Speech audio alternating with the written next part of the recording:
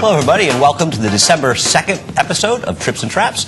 I'm Andy Serling, joined by Eric Donovan. We got 6 races to bring you in 2 separate segments. We've kind of abandoned the turf, I guess you could say, unless we found something really interesting. But anyway, all the races on the dirt. We're going to take a look at a maiden claiming race. We're looking at the 2 Eddie's Point and the 3 Mind-Boggling. They're both going to get checked after the start here. There's some incident with a couple of horses outside of those 2 where they're going to come over and check those horses. And you'll see, as we slow it down a little bit here, both horses severely affected at the start. Yeah, I think Eddie's Point, even though I don't know what was going on with Mind-Boggling, it's Mind-Boggling.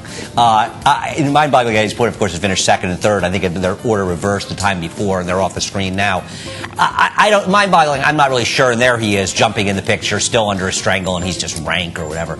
But Eddie's Point actually ends up making the lead, turning for home, and he wasn't winning the race in all likelihood, but he was running better. The problem is, what are they going to meet the same field next time, and how much do you want to bet these horses back? Right, that's the thing. They've both had a lot of chances. They've both been in spots where the fields have been one where they could probably take advantage of. But I think both these horses here severely compromised. I mean, the rush to the front end here on the 2, and then Mind-Boggling just ranked the whole way down the backstretch. I think these horses, the connections are low-profile connections. They could find a race where they could beat prices in the next race where someone else is going to be a hot favorite, and they might be just improving a little bit off this race. Yeah, the other thing I wonder about, though, is what are they going to do exactly on the inner?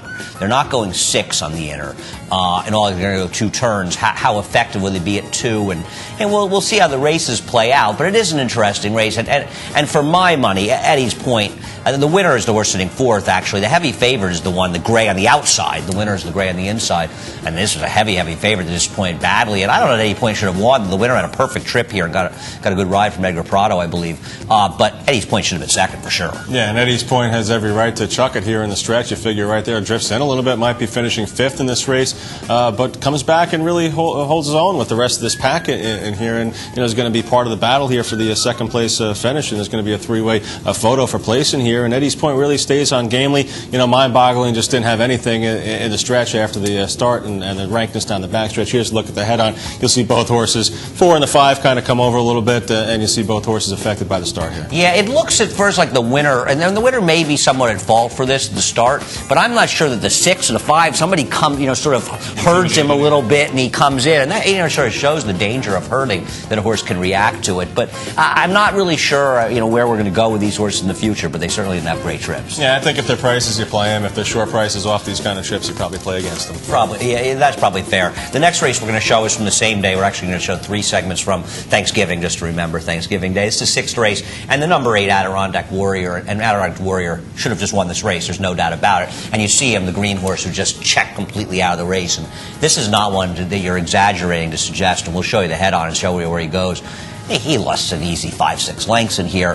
He ends up losing by a few lengths, and this is one of the races where I actually bet the winner of the race, the 7, and this is one to remember where I probably bet the 2nd best horse and cashed because the 8 Adirondack Warrior should have won. Yeah, Adirondack Warrior had made a couple of starts for maiden special weight. This was his first time in for a tag and for the 25,000 against State Breds here, still not on the screen. And we see a lively pace in this race too. I wanted to ask you about this. It seemed like the race kind of set up for horses to come from off the pace here, but I still think even though Adirondack Warrior is well off the pace, the trouble that he had at the start really put him so far behind that it was at such a disadvantage. Even though the pace did kind of collapse, I still think he ran very well here. Yeah, no, but I agree absolutely what you're saying. I think that's a very important point to bring up. The race dynamics, they were in his favor, and obviously the winner came from 2nd to last in here, and there's Adirondack Warrior moving inside. I mean, you could say after the ridiculous trouble at the start, everything went this horse's way. Other than the fact that he couldn't really get to the outside here, and perhaps the rider wanted to get to the outside. You'll see right here, wanting to go outside, but just can't. That the horse, I guess the 2 sort of shuts the door on him, and he's kept inside.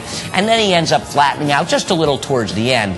He was best in here. But it's an interesting point you bring up about the dynamics of the race, and you do have to be careful sometimes. Obviously, he had enormous trouble, but on the other hand, he still had dynamics in his favor. And here's the break. We'll see Adirondack Warrior get off to a bad beginning here, get checked. It's like a sandwich, basically. Both horses from 2 horses from the inside, 2 horses from the outside come and get him, and then he's going to drift to the outside there, and even furthering his trouble. I think he went to Don Pepe's, actually. I'm not really sure, but he may have gotten somewhere in the backstretch in there, Adirondack Warrior, certainly a horse that ran very, very well that day. We'll show one more race. We're going to show the Fall Highway. It's just, one of these races that Eric and I both thought that Green Spring, the 8-horse, I think finished second or second here, ran okay. I thought Sean Avery was a massive disappointment here. I wanted to point him out. And also, the number 4, Hatfield, really ran well, and it'll be interesting to see how he does this winter. He outruns Go-Go Shoot for the lead. He hangs in gamely and finishes 3rd here. This is a horse that broke his maiden impressively, first time for a tag for Asmussen.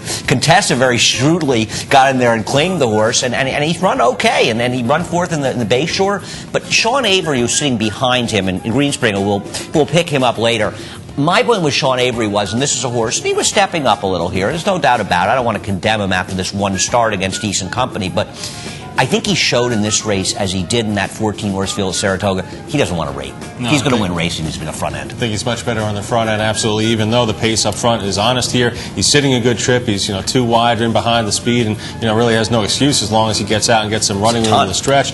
We're going to take a look now at the 8-horse, and that's Greenspring, who comes in the picture just in behind Sean Avery there. And I thought the rider made a poor decision in here. He could have just tipped to the far outside here. You only would have gone one more path wide. Instead, he's going to try to come through this narrow hole between 3 and 4 wide, just outside of Sean Avery there, and kind of shuts things off on him a little bit. And I think this makes him lose momentum. And by the time he finds a seam and has to go down to the inside, actually goes down to the rail. All this, he would have been much better served just staying outside and continuing that run instead of having to make 2 separate direction changes in the stretch here. A lot had to go his way for him to get to that hole. Sean Avery had to not come out. The Riley horse, Riley Tucker, had to bear out. He had to get at least 2 or 3 things of about 4 or 5 go in his favor, and none of them did, and he got shut off from the inside. It's true. If he had gotten out in the clear making his move, you might have said he won with a perfect trip, but I think he might have won that race. I agree. Obviously, it was an impressive close by the eventual winner of the race. But, Sean Avery's a horse. He's a talented horse.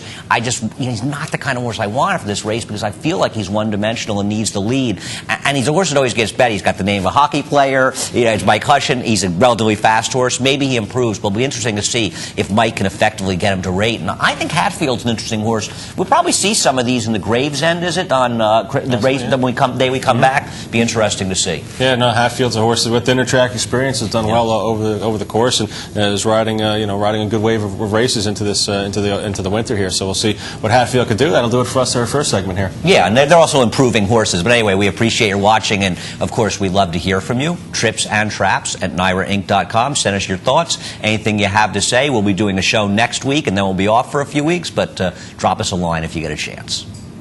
Come on back for the second segment.